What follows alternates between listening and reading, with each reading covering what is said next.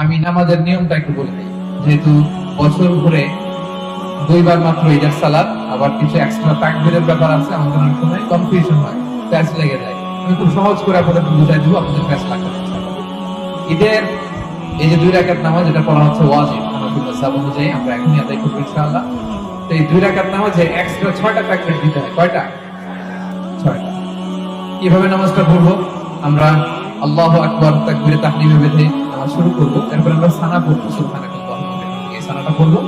এই সানা পড়ার পরে আমরা 3টা অতিরিক্ত তাকবীর দিব প্রথম রাকাতে। হ্যাঁ, এই দেখেন আমার দিকে তাকান। আল্লাহু আকবার বলে হাত ছেড়ে দিব, আল্লাহু আকবার বলে হাত ছেড়ে দিব, আল্লাহু আকবার বলে হাত বেঁধে দিব। 3টা অতিরিক্ত হয়ে গেল। সূরা ফাতিহা পড়বো, আরেকটা সূরা পড়বো, রুকু করবো, 2 সিজদা করব। প্রথম রাকাত শেষ। প্রথম রাকাত।